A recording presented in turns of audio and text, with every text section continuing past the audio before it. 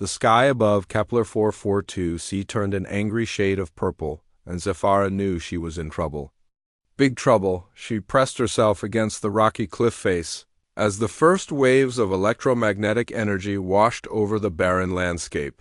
Her suit's warning system screamed in her ears, telling her what she already knew: a megastorm was coming, and it would kill her. The Zafara had been on this mining world for 3 days, taking rock samples for her people back home. The Velthari were always careful about new worlds. They studied everything, measured everything, made sure it was safe before anyone important came to visit. That was her job, to be the scout, the one who went first. She should have been back on her ship hours ago. Should have seen the storm coming. But the readings from the northern canyon had been so interesting, so different from anything they had found before. She had stayed too long, taken too many samples, ignored the growing electrical charge in the air. Now her ship was 20 miles away, and the storm was here. Lightning crashed around her, but this was not normal lightning. The bolts were thick as tree trunks and glowed with colors that hurt to look at. Where they hit the ground, the rock turned to glass or simply disappeared. Her suit's shields flickered and sparked, trying to keep the deadly energy away from her body. Zafara ran. Her people were not built for running. The Velthari were tall and graceful, with skin like living crystal that caught and reflected light in beautiful patterns. They were artists and thinkers and builders of amazing things. They were not runners, but she ran anyway, her long legs carrying her across the broken ground as fast as they could. Behind her, the storm grew stronger. The very air began to glow, and she could feel the heat building even through her protective suit. Her ship's computer had taught her about these storms before she landed. Electromagnetic megastorms, they were called. They happened when this world's magnetic field twisted and snapped like a rubber band. The energy release could cook anything electronic in seconds and kill most living things in minutes. Most living things. Her computer had been very clear about that. Most species could not survive these storms, even with the best protection. The few that could were either completely mechanical or had evolved on worlds so dangerous that megastorms were considered mild weather. A bolt of lightning hit the ground 20 feet to her left, and Zafara felt her suit's left arm go dead. The protective field on that side flickered and died. She could feel the storm's energy starting to cook her arm. Even through the suit's thick material, she was going to die here. The thought should have terrified her, but instead it made her angry. She had come so far, learned so much. Her samples would have helped her people understand this world, maybe even find a way to mine its rich deposits safely. Now all of that would be lost because she had been stupid and careless. Another lightning strike, closer this time. Her suit's main computer died with a sound like breaking glass. The heads-up display in her helmet went dark. She could still breathe, but that would not last long. Maybe 10 minutes of air, maybe 15 if she was lucky. Zafara stumbled and fell, her crystal skin scraping against the rough stone. When she looked up, she saw something that made her heart jump with hope. A shelter dot. It was built into the side of a large rock formation, maybe half a mile ahead. The building looked crude and simple compared to Velthari construction, with thick metal walls and a basic airlock. But it was solid, and more importantly, it was between her and the worst of the storm. She did not know who had built it. The mining surveys had said this world was empty, no signs of intelligent life anywhere. Maybe it was an old research station from another species. Maybe it was automated mining equipment. She did not care. Zafara forced herself to her feet and ran toward the shelter as the storm raged around her. The building grew larger as she approached, and she could see that it was definitely not Velthari work. The metal was thick and heavy, welded together in a style that valued strength over beauty. There were no artistic curves or elegant designs, just straight lines and practical angles. It looked like it had been built by someone who expected this world to try very hard to kill them. The airlock was simple but functional. She slammed her fist against the emergency release button, praying that whoever built this place had followed standard safety protocols. The heavy door groaned and began to open, far too slowly for her liking. Behind her, the storm reached its full fury. The air itself seemed to catch fire, and her suit's remaining shields failed completely. She could feel her skin starting to burn despite the protection of her suit's inner layers. The airlock door opened just wide enough for her to squeeze through, and Zephyra threw herself inside. She hit the emergency seal button as another massive lightning bolt struck the ground where she had been standing just seconds before. The inner door began to cycle open, and she could see light coming from inside the shelter. Artificial light, warm and steady. Someone was home. Relief flooded through her as she stumbled into the main room, pulling off her damaged helmet and breathing deeply of clean, recycled air. She was alive. Whoever had built this place, she owed them her life.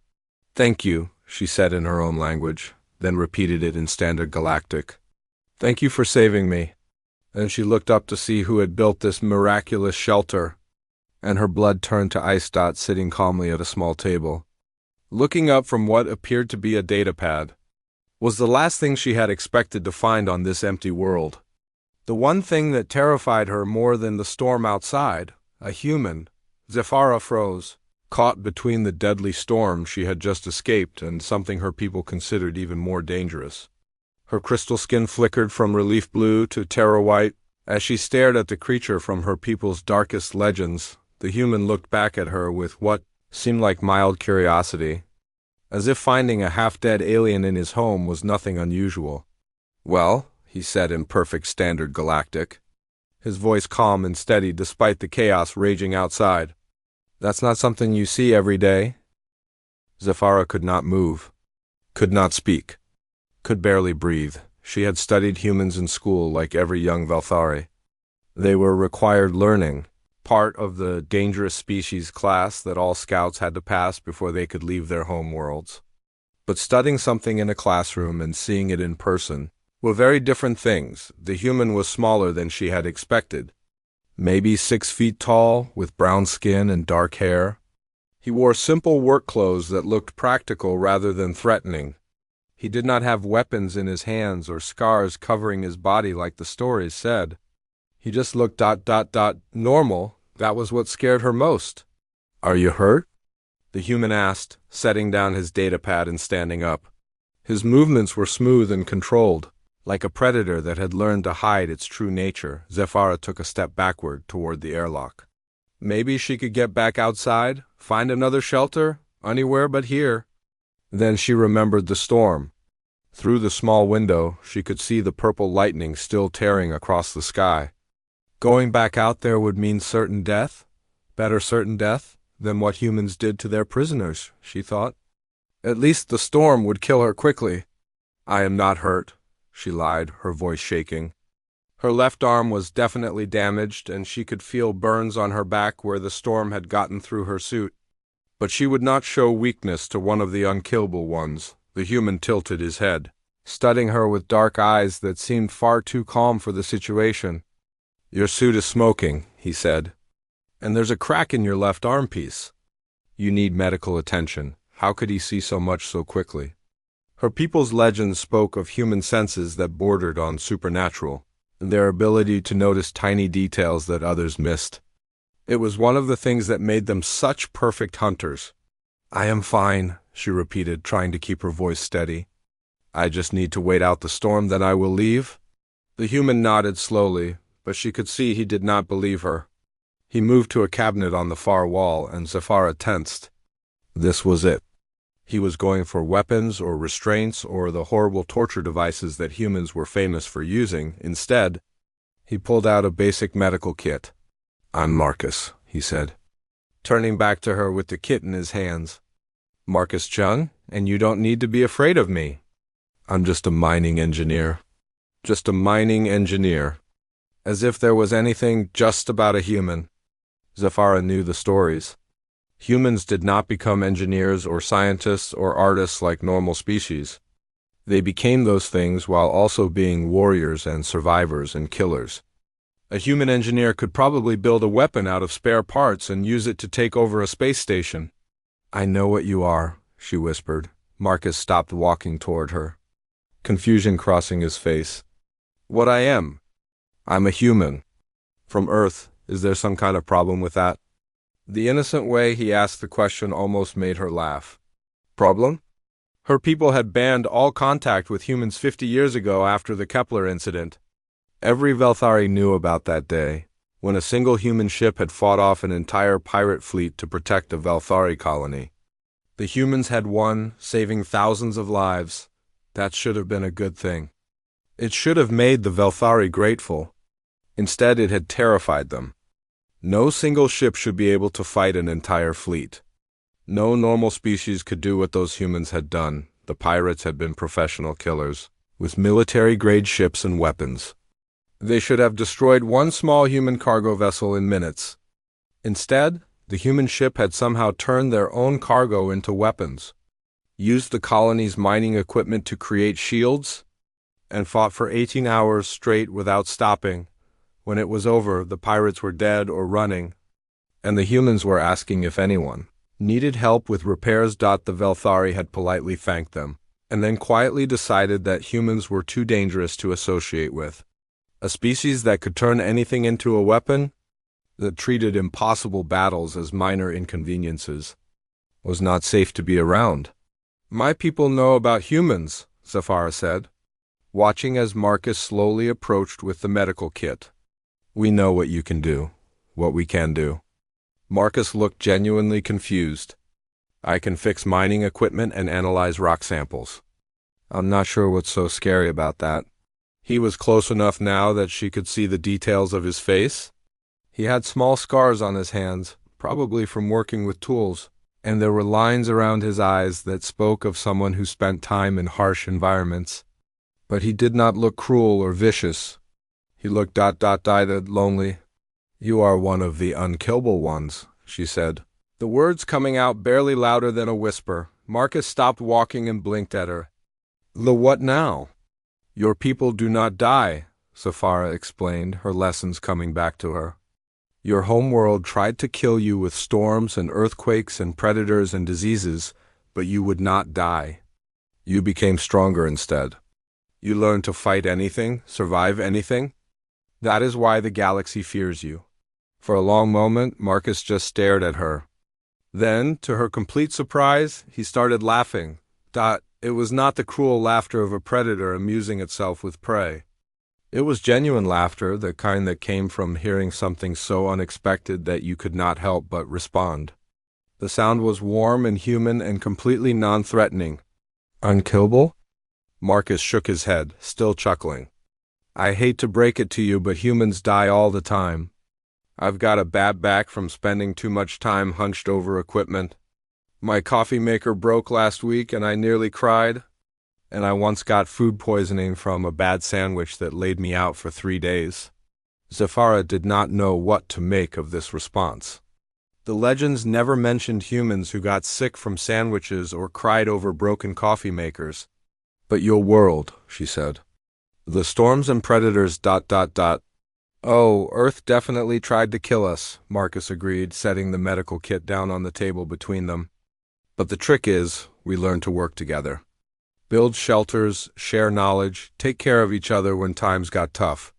That's not being unkillable, that's just being stubborn and social. He gestured toward the storm raging outside. Like this storm. My shelter can handle it because I built it to handle worse. Not because I'm some kind of super being, but because I looked at the data, figured out what could go wrong, and planned for it. The simple way he explained it made it sound so reasonable. But Zafara knew better. What he called planning, her people would call impossible foresight. What he called stubborn was the kind of determination that could overcome any obstacle. Your suit needs patching, Marcus said gently. And those burns need treatment before they get infected. I promise I'm not going to hurt you.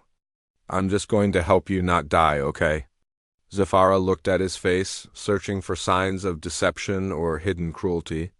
All she saw was concern and a quiet competence that reminded her why humans were so feared. They made everything look easy, even caring for enemies. She was trapped here with one of the most dangerous beings in the galaxy. And all he wanted to do was give her first aid.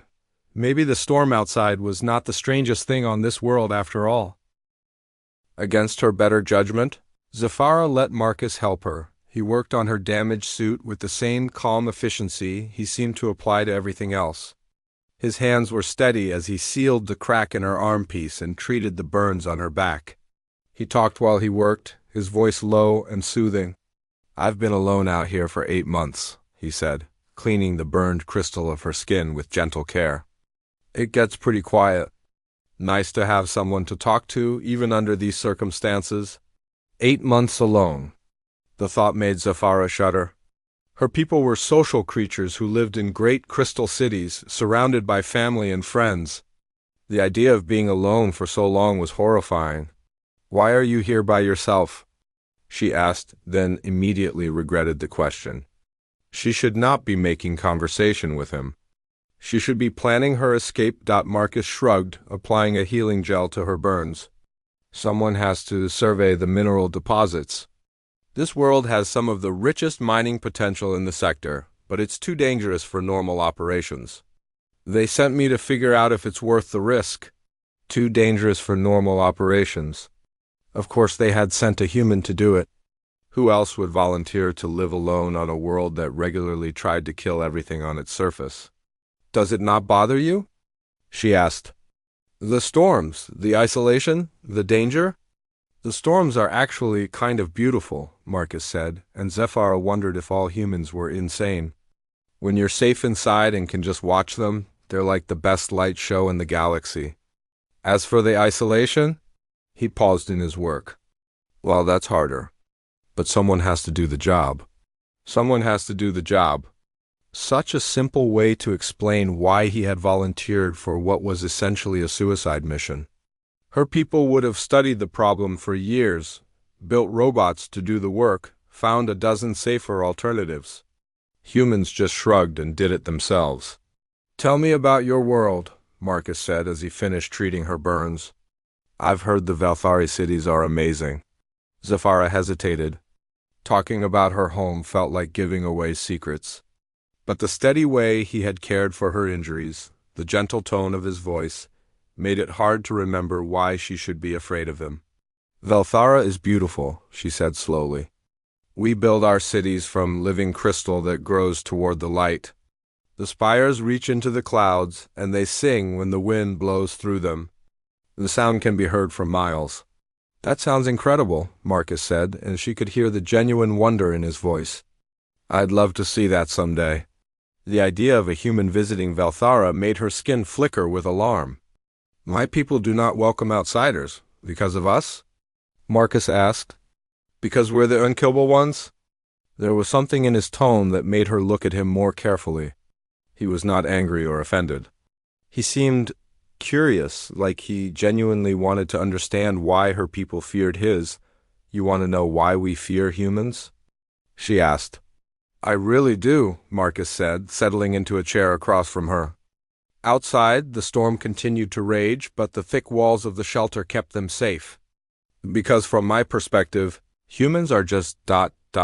people. We're not particularly strong or fast or smart compared to most species. We're actually kind of fragile." Zafara almost laughed at that. Humans thought they were fragile. "You come from a death world," she said. "Your planet tried to kill you every day and you survived anyway." "Well, yes," Marcus admitted. "Earth was pretty hostile. Hurricanes, earthquakes, volcanoes, ice ages, predators with really big teeth. But lots of worlds are dangerous. That's just normal, isn't it?" The casual way he said it made her realize how different their perspectives were. "Most worlds are not like that," she said. "Most species evolved on garden worlds with stable weather and gentle creatures. My people have never faced anything worse than a summer storm." Marcus looked genuinely surprised. "Really? But how did you develop technology without having to solve survival problems?" "We had time to think," Zafara explained. "Time to study and experiment and create art. We did not spend our energy fighting for survival every day." "Huh," Marcus said, leaning back in his chair. "That actually explains a lot." "Explains what?" "Why humans seem so weird to everyone else," Marcus said. "We're used to solving problems under pressure. When something goes wrong, our first instinct is to fix it, not to calculate the odds of success." Zafara remembered the Kepler incident, the single human ship that had faced impossible odds and won anyway.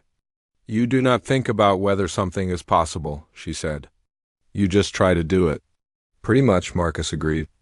"My grandfather used to say that the word impossible just meant no one had figured out how to do it yet." The idea was both inspiring and terrifying. A species that did not acknowledge limits, that treated impossible challenges as interesting puzzles to solve. No wonder the galaxy was afraid of them. "But surely you feel fear," she said. "Surely there are things that scare even humans." Marcus was quiet for a moment, looking out at the storm. "Of course we feel fear," he said finally. "I was scared when my ship's engines failed on the way here. I was scared when the first megastorm hit and I wasn't sure my shelter would hold. Fear keeps you alive. Then how do you function? How do you act when you are afraid?" "We act anyway," Marcus said simply. "Fear tells you something is dangerous. It doesn't tell you to give up. It tells you to be careful and smart and prepared. Then you do what needs to be done." Zafara tried to imagine living with that philosophy. Her people avoided danger whenever possible. They planned carefully, calculated risks, and only acted when success was almost certain. The idea of moving forward despite fear, of treating terror as just another piece of information to consider, was completely foreign to her. "That is why the galaxy fears you," she said quietly. "Because you do not stop. No matter how bad things get, no matter how hopeless the situation looks, humans keep trying. Is that really so frightening?" Marcus asked. Zafara thought about the stories she had heard. Human traders who refused to abandon their cargo even when attacked by pirates. Human rescue teams who went into disaster zones that other species had written off as hopeless. Human explorers who kept pushing into unknown space despite losing half their ships to strange new dangers. "Yes," she said, "because it means you can overcome anything. And if you can overcome anything, then nothing in the galaxy is truly safe from you." Marcus looked thoughtful. "We don't want to hurt anyone. Most of us just want to explore, learn new things, help where we can." "That is almost worse," Zafara said. "If you were conquerors, we could understand you. But you help people, and somehow that makes you more dangerous than any army." She could see that Marcus was trying to understand her perspective, but she could also see that he never would. Not completely. To him, helping others was natural, solving problems was normal, and pushing forward despite fear was just how you lived. To the rest of the galaxy, those traits made humans the most dangerous species alive. The storm outside grew louder, and Zafara realized she was no longer afraid of the human sitting across from her. She was afraid for him. What would happen when other species learned that humans were not monsters, but something much more challenging to understand? What would the galaxy do with beings who refused to accept that anything was truly impossible? The warning alarm started screaming at 3 in the morning. Zafara woke from an uneasy sleep to see Marcus already moving, checking displays and reading instruments with practiced efficiency. The calm expression he had worn all day was gone, replaced by focused concentration. "What is happening?" she asked, sitting up from the simple cot he had made for her. "The storm's getting worse," Marcus said, his voice tight with concern. "Much worse than my models predicted. The electromagnetic field is building to levels I've never seen before." Through the small window, Zafara could see that the purple lightning had turned white hot, and the bolts were coming faster now. The very air seemed to be on fire. Her people's most advanced computers could not have predicted this level of intensity. "How long until it passes?" she asked. Marcus was quiet for a moment, studying his instruments. "If it follows normal patterns, maybe 6 more hours. But this isn't following normal patterns. The field strength is climbing faster than it should be able to." A new alarm joined the first one, this one higher pitched and more urgent. Marcus cursed under his breath and moved to another control panel. "What now?" Zafara asked, though she was afraid to hear the answer. "The electromagnetic field is interfering with my power systems," Marcus said. "The main generator is starting to fail. If it goes down completely, we lose life support, heating, and structural integrity fields." Zafara felt her crystal skin flicker white with fear. "How long do we have?" At current rate of degradation, maybe 2 hours before total system failure. 2 hours. Even if the storm ended exactly on schedule, they would be dead long before then. Zafara felt the familiar weight of hopelessness settling over her. This was how her people handled impossible situations. They calculated the odds, accepted the inevitable outcome, and tried to die with dignity. Marcus, however, was not calculating odds or accepting anything.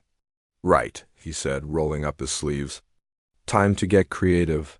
He moved through the shelter like a man with a plan, pulling tools from storage compartments and gathering materials that looked completely random to Zafara's eyes. Metal plates, power cables, what appeared to be spare parts from a dozen different machines. What are you doing? She asked. Building a Faraday cage inside a Faraday cage, Marcus said, attaching a power cable to something that might have been part of a communications array. The shelter's built to handle normal electromagnetic storms, but this isn't normal, so I need to add extra protection. He worked with steady hands despite the increasing urgency of the alarms. Every few minutes, the lights would flicker as another surge hit the power systems. But Marcus just adjusted his plans and kept working.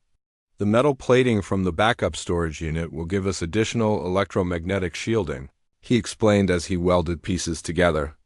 And if I can reroute power through the emergency batteries while cycling the main generator on and off, I might be able to keep it from overloading. Zafara watched in fascination as he turned a pile of spare parts into something that looked like it might actually work. This was what her people had heard about, but never truly understood: human engineering under pressure. The ability to look at an impossible problem and simply start building a solution. How do you know this will work? She asked. I don't, Marcus said cheerfully, connecting two power cables that definitely were not designed to be connected. But it's got a better chance than doing nothing. Another surge hit the shelter, stronger than before. The lights went out completely for several seconds before the emergency systems kicked in. When they came back on, they were noticeably dimmer. The main generator just lost another 30%, Marcus said, checking his instruments. We're running out of time. But he did not stop working, did not pause to consider whether they were doomed. He just moved faster, his hands flying over the improvised equipment with the confidence of someone who had faced the impossible before and won. Can I help? Zafara heard herself ask. Marcus looked up at her, surprised. You don't have to. This isn't your problem. Yes, it is, she said, standing up from the cot. If you die, I die too. And besides... She paused, not sure how to explain the strange feeling growing inside her. Besides, I want to try. Marcus smiled at that, and she realized it was the first completely genuine smile she had ever seen from a human. Okay, I need someone to hold this shielding in place while I weld it to the frame. But be careful, if you touch the wrong part while I'm working, you'll get fried. Zafara took her position, holding the metal plate steady while Marcus worked. The electromagnetic pulses from outside were getting stronger, and she could feel them even through the shelter's walls. Her crystal skin flickered with each surge, patterns of stress and fear dancing across her surface, but also something else. Something that felt almost like excitement for the first time in her life. She was not just observing danger or calculating risks. She was actively fighting against it, working to solve an impossible problem with insufficient resources and limited time. It was terrifying and exhilarating and completely unlike anything she had ever experienced. That's good, Marcus said, finishing the weld. Now we need to connect this to the power distribution network. I'll need you to hold this cable steady while I make the connection. They worked together in the flickering light, racing against time and physics and the fury of the storm outside. Every few minutes, Marcus would explain what he was doing and why. His voice calm despite the chaos around them.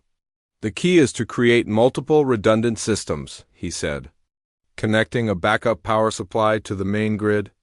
If one part fails, the others can pick up the load. It's not elegant, but it doesn't have to be pretty, just functional.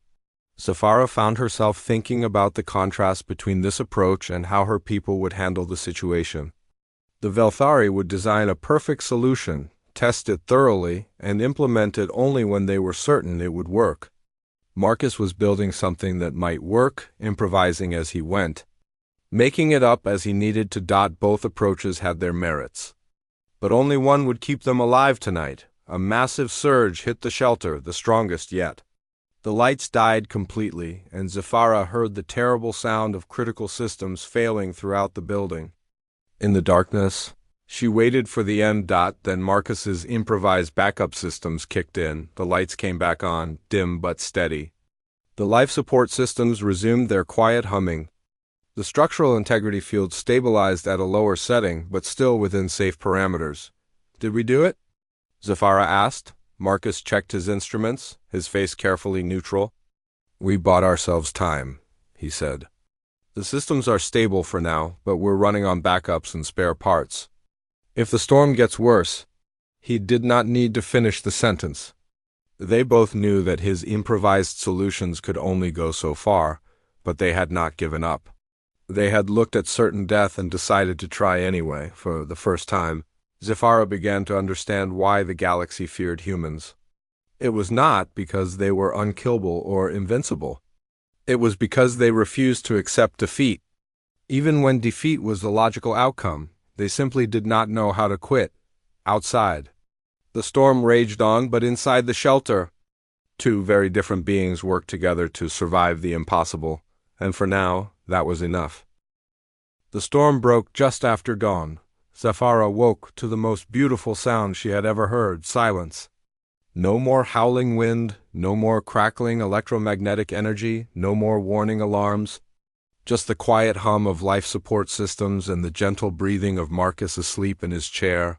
She sat up carefully, her crystal skin automatically shifting to soft morning colors as light filtered through the shelter's small window. Outside, the world looked completely different. Where yesterday there had been purple lightning and burning air, now there was clear sky the color of pale silver. The storm was over. They had survived. Marcus stirred in his chair, blinking awake with the alert awareness she had come to associate with humans. "Status check," he murmured, automatically reaching for his instruments before he was fully conscious. "All systems stable," Zafara said, reading the displays he had taught her to understand during their long night of repairs. "Power at 60% and climbing. No critical alarms." Marcus smiled and stretched, working the kinks out of his neck. "We made it." They had indeed made it, but Zafara knew that something fundamental had changed during their 18 hours together. She was no longer the same Velthari who had stumbled into this shelter in terror.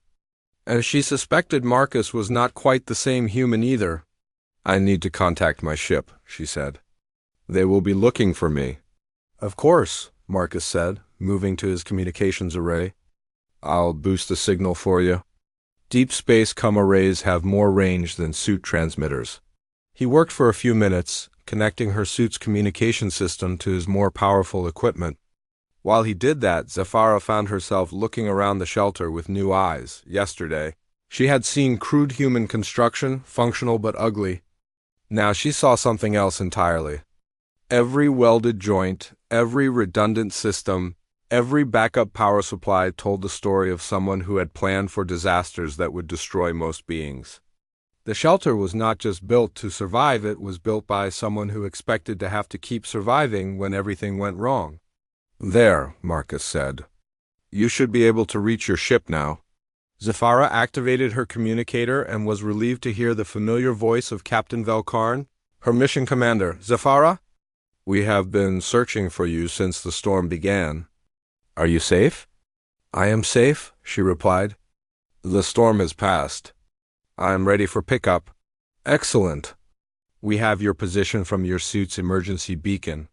We will be there within the hour." The conversation was brief and professional, but Zafara could hear the relief in her captain's voice. They had assumed she was dead when the megastorm hit. Finding a living scout would be a miracle they had not dared hope for. After closing the connection, she turned to find Marcus watching her with a thoughtful expression. "Your people will want to know how you survived," he said. "Yes," Zafara hesitated, then asked the question that had been troubling her since she woke up. "What should I tell them about you?" Marcus was quiet for a long moment, looking out at the peaceful landscape. Tell them whatever you think is best, he said finally. I'm just a mining engineer doing my job. Nothing more complicated than that. But it was more complicated than that, and they both knew it. How could she explain to her people that the human of their nightmares had spent the night patiently teaching her to repair life support systems? How could she describe the way he had faced impossible odds with nothing more than spare parts and stubborn determination? How could she tell them that humans were not monsters, but something much more challenging to understand? They will want to know if you are dangerous, she said. Marcus looked genuinely puzzled. Dangerous how? I've never hurt anyone. That is not what they mean by dangerous, Zafara said. She struggled to find words that would explain her people's perspective. You make impossible things possible. You refuse to accept defeat. You turn spare parts into miracles. That kind of ... capability frightens species that have never had to fight for survival. But that's not dangerous, Marcus protested. That's just problem solving. Zafara almost smiled at his innocence. He truly did not understand how extraordinary he was. To him, last night had been nothing special, just another challenge to overcome with available resources. He could not see that what he called problem-solving was exactly what made humans so formidable. My people live in crystal cities that took thousands of years to grow, she explained. We plan everything carefully, build only when we are certain of success, avoid risks whenever possible. You spent one night turning garbage into equipment that saved our lives. Do you see why that might be unsettling? Marcus considered this. I guess I never thought about it from that perspective, he said. But honestly, what choice did we have? The storm was going to kill us if we didn't try something. There, it was again, the simple human assumption that you always tried something, no matter how bad the odds were. The idea that giving up was not an option, even when giving up was the logical response. That is exactly what frightens them, Zafara said quietly. You always try something. Outside, she could hear the sound of approaching engines. Her ship was coming, her rescue was at hand, and soon she would have to explain all of this to people who had never met a human and never wanted to. I do not think I will tell them about you, she said suddenly. Marcus raised an eyebrow. Why not? Because they would want to study you, she said. Or avoid this system completely. And I do not think either of those responses would be ... fair. What will you tell them instead? Zafara thought about it. That I found an abandoned shelter and waited out the storm. That I learned something about survival and problem-solving under pressure. That maybe our two species have more to learn from each other than we realized. That's all true, Marcus said. Yes, but it is not the whole truth. The sound of engines grew louder. Through the window, she could see her ship settling onto the rocky ground outside. Its elegant Velthari curves looking strange and delicate after a night in Marcus's practical human shelter. I should go, she said. Wait, Marcus said. He moved to a storage compartment and pulled out a small device, a basic emergency beacon. In case you ever get caught in another storm, it'll transmit on human emergency frequencies. Someone will come. Zafara took the beacon, surprised by the gesture. Thank you. But why would you help me again? Marcus smiled. Because that's what people do. They help each other. Such a simple answer. Such a human answer. She tucked the beacon into her suit's utility pouch and headed for the airlock. At the door she paused and looked back. Marcus? Yeah?